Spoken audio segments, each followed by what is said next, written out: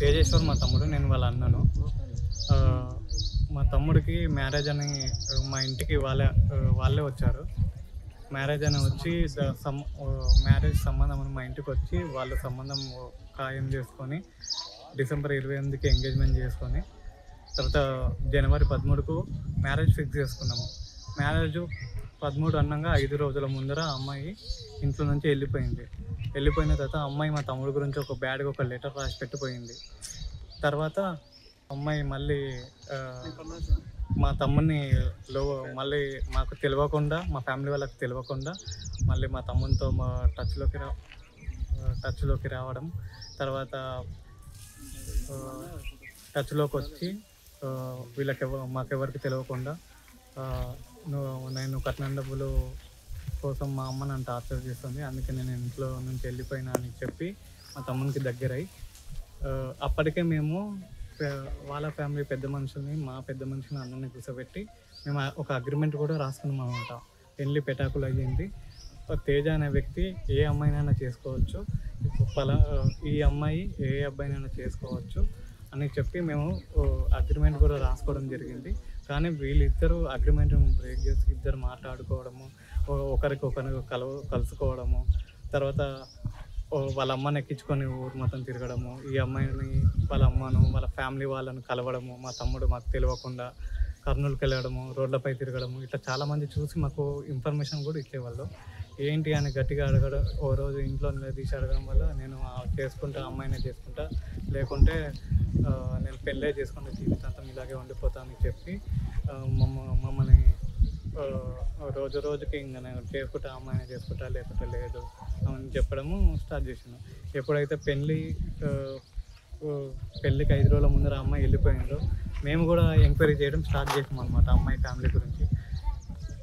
Family గురించి enquiry చేసే కొద్దీ మాకు కొన్ని కొత్త నిజాలు తెలిసినాయి. అమ్మాయికి ఇట్లా ఎఫ్ఐఆర్లు ఉన్నాయని,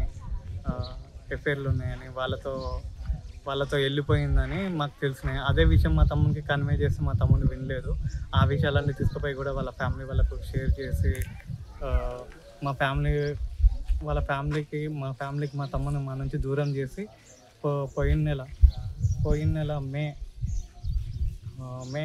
18న బీచ్పల్లిలో మ్యారేజ్ చేసుకున్నారు ఇద్దరు.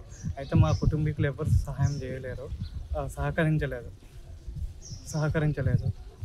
పాప వాళ్ళ అమ్మ, అమ్మాయి వాళ్ళ అమ్మ, అమ్మాయి వాళ్ళ మామయ్య, తర్వాత అమ్మాయి వాళ్ళ బంధువులు అందరూ కలిసి ఆ రోజు మ్యారేజ్ జరిపించడం జరిగింది. ఈ పెళ్ళి అయితే మేము వ్యతిరేకించడం జరిగింది. కాకపోతే చుట్టుపక్కల వాళ్ళు కూడా మీ ఇంట్లో జరిగే ఫస్ట్ పెయిన్ మ్యారేజ్ కాబట్టి అని చెప్పి మా మదర్ని, ఫాదర్ని బలవంతంగా తీసుకుపోయి పెళ్ళిలో అక్షింతలు వేయించడం జరిగింది.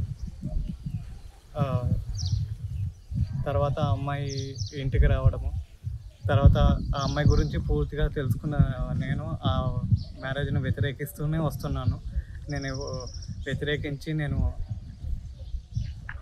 వ్యతిరేకిస్తూనే ఉన్నాను.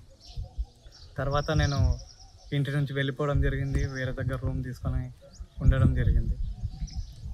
తర్వాత ఇంటికి కూడా ఫోన్ చేసి చెప్పాను, ఏ రోజైతే ఆ అమ్మాయి తమ్ముడిని మిమ్మల్ని మంచిగా చూసుకుంటుంది అని నమ్మకం వచ్చిన రోజు నేను మన ఇంటికి వస్తానమ్మా అని చెప్పాను. కాకపోతే అంతలోనే ఈ అమ్మాయి ఈ దారుణానికి ఒడిగట్టింది. నాకు వాళ్ళ మామయ్య, తర్వాత వాళ్ళ అమ్మ, తర్వాత ఆ అమ్మాయి, తర్వాత వాళ్ళ బంధువులు అందరూ కలిసి ఇంత కుట్ర పన్నాను. ఇలాంటి రోజున అసలు అనుకోలేదు మేమంతా. జస్ట్ ఒక నెల క్రితమే వాళ్ళిద్దరికి మ్యారేజ్ అయింది. ఇద్దరు ఇష్టపడి పెళ్ళి చేసుకున్నారు. అసలు గత 5 రోజుల నుంచి వాడు 17వ తారీఖు రోజు వాడు మిస్ అయిపోయినాడు. పోయి మేమంతా పోలీస్ కంప్లైంట్ ఇచ్చినాం. ఆల్రెడీ ఇచ్చిన రోజు నుంచి మేమంతా అనుమానం వ్యక్తం చేస్తూనే ఉన్నాం. అసలు ఈ అమ్మాయి మీదనే, పెళ్లి చేసుకున్న అమ్మాయి మీదనే, ఈ అమ్మాయికి కొన్ని ఇల్లీగల్ అఫైర్స్ ఉన్నాయని మాకు ఈ మధ్య తెలిసింది. దానివల్లనే వాడిని ట్రాప్ చేసి పెళ్లి చేసుకొని దూరంగా తీసుకెళ్ళి చంపేయించిండ్రని మాకు నిన్న రాత్రి డెడ్ బాడీ మాకు 5 గంటలకి మా అన్న ఫోన్ చేసి చెప్పింది, ఇట్లా డెడ్ బాడీ దొరికింది, తేజలాగానే కనిపిస్తున్నాడు అని మాకు చెప్తే మేము చాలా అసలు ఏంది ఇలా జరిగింది, వాని జీవితం ఇలా ముగిస్తా అసలు అనుకోలేదు మేమంతా. కానీ అసలు మీకు ఈ పెళ్ళిళ్ళు ఒకవేళ అమ్మాయిలకు పెళ్ళిళ్ళు ఇష్టం లేకపోతే పెళ్ళిళ్ళు చేసుకోకండి. అనవసరం ఒకరి జీవితాన్ని ఇట్లా ముగించాల్సిన అవసరం లేదు కదా.